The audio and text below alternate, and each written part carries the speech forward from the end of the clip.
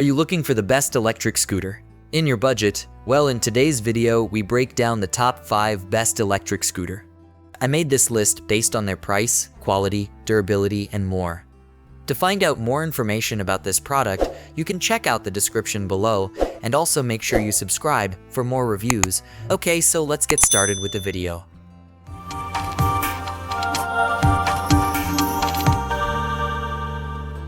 The fifth product on our list is the Model 1 E500 dual-motor folding electric scooter. Premium scooter manufacturer Unagi adds new color customization options and a dual 250-watt motor to this update to the 2022 E450 model, our previous pick for the best all-around electric scooter. Why call this one the E500? Because that's the new total motor output wattage.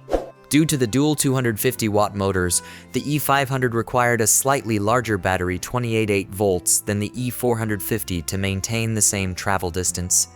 It makes the carbon fiber and aluminum body about 2 pounds heavier at just a hair under 27 pounds. The display is bright and easy to see in sunlight, and instead of sticking a bell on the scooter, they've put on an electric horn that's loud enough to be heard through a closed car window. The electric scooter can support riders up to 270 pounds with a top speed of 18 mph and a travel distance of 15 miles. To stop the scooter, just use the ABS electric brake or put a little pressure on the rear spoiler brake for those steep hills. Up next in the fourth place is the E-TWOW GT Sport GTS electric scooter. So many electric scooters force riders to make compromises. A lightweight scooter usually means a smaller battery that results in slower speeds and shorter travel distances. Couple that with the 5 or 6 hours it takes to recharge, and that makes it hard to use on a continuous basis.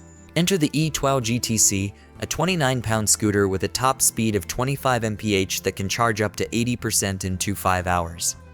The scooter supports riders up to 220 pounds with its 700-watt motor powered by a 504Wh Samsung battery.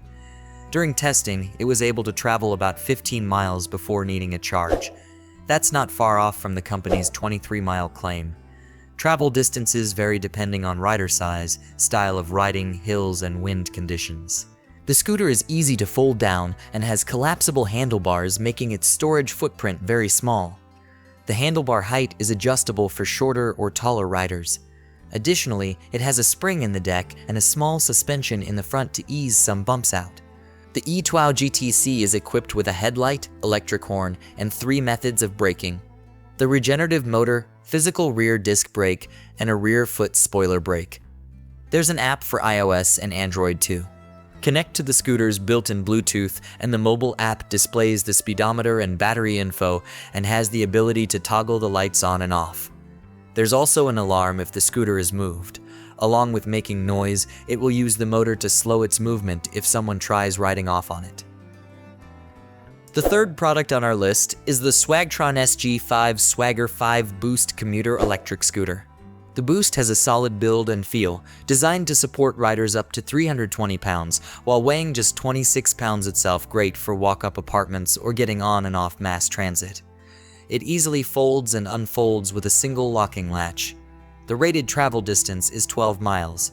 Expect this number to vary due to rider size, speed traveling, winds, and terrain. That's not far but fine for last-mile commutes or riding to classes, and it charges in under 4 hours. There are 3 ride modes to choose from, and even cruise control, though you'll need to connect a phone to the Boost via Bluetooth and use an iOS or Android app to toggle it on and off.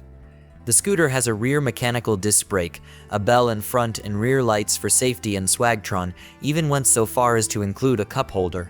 The ride on its 2.85-inch honeycomb puncture-proof tires is decent, especially considering the lack of a suspension. Shocks would add to the weight and cost though. The scooter's top speed is 18 mph, dependent on rider size.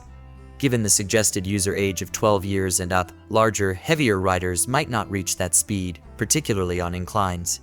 The scooter's deck is pretty narrow, making it easier to carry but more difficult for riders with large feet to stand comfortably. The Boost has an IPX 4 rating, meaning it can survive a splash but not be submerged in water.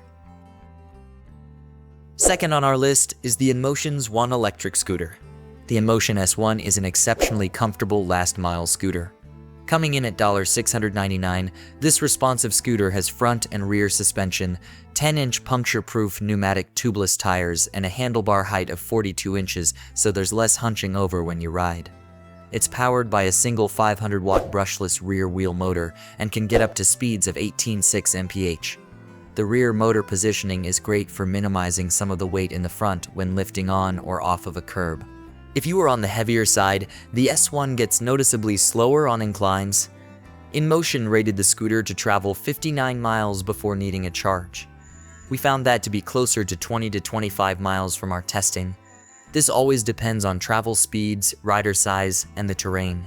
The S1 ships with a single 63-volt charger and takes about 7 hours to replenish the 675 Wh battery. However, with 2 charge ports on the S1, that time can be cut in half with a second charger. One minor complaint: the small circular covers for the charge ports can be troublesome to close. It's extremely important to keep them covered when not charging to keep moisture out. The S1 has a dust and water rating of IP55 and the battery IP67. The S1 has a simple and clean design, minimizing the multiple buttons you find on other scooters. It has a single multi-function button: long press to power on-off, quick press to toggle the lights, and double press to switch between eco, standard, and sport modes. The LCD is bright enough to see in sunlight, and the illuminating blue ring around it gives it a futuristic look. The scooter has a durable industrial feel, somewhat like a rental. It weighs 53 pounds and can support riders up to 300 pounds, which is surprising for a scooter of this size. Most only support up to 220 pounds. It can also be folded down for carrying or storage. For safety, the S1 comes with front and rear lights. The rear light will come on when the lights are off, and the brakes are applied and will brighten when on. The deck of the S1 has the same blue illumination as the ring around the display. The lights illuminate in the direction the handlebars are turned, or when the deck is leaning left or right, the side will flash in red like a turn signal. The lights are indicated on the display along with ride mode, battery level, and bars and speed. There's a bell too, on the right side of the handlebar, above the throttle. It's an odd placement, but there's really nowhere else on the left for it. Lastly, something you don't see on a lot of scooters are side reflectors. With the deck lights on, the need is kind of moot, but it's good to have when the lights are off. The S1 also has an iOS and Android app that connects via Bluetooth, where you can tweak some of the settings along with being able to turn the lights on and off and power the scooter off. You can also see the battery percentage travel range. There's even a social aspect where you can post photos and follow other riders. Finally, the top product on our list is the Gotrax G4 series electric scooter. With a list price of $900, Gotrax G-Max Ultra is the company's top-of-the-line commuter scooter. It boasts a 350-watt motor and a 36-volt, 17.5 ILG lithium-ion battery. Its 10-inch air-filled tires made rides more comfortable than expected, considering it doesn't have a suspension. It took approximately 4 to 5 hours to charge. The scooter is a kick and go, meaning you kick to take off, and then use the well-placed thumb throttle on the right side of the handlebar to keep moving.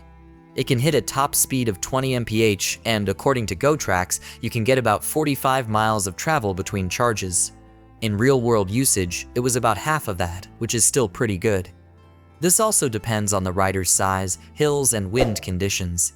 It supports riders up to 220 pounds. On the left side of the handlebars is the power button, as well as plus and minus buttons. Hold the power button for 3 seconds to turn the scooter on and off. By default, the scooter requires a 3-digit passcode to turn on that is entered using the plus-minus buttons and the power button to confirm.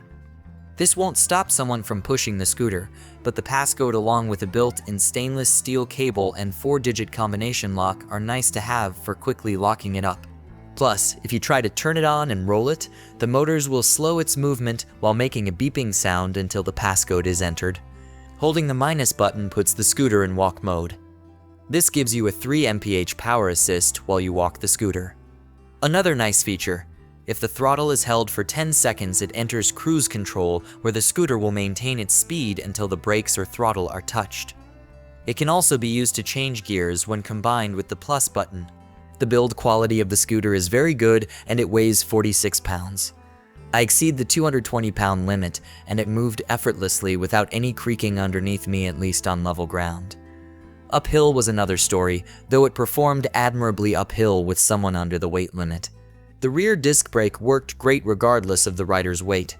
A rear brake light illuminates when engaged, and there's a LED headlight with a reflector beneath it. The LED display on the scooter is clear and visible in direct sunlight.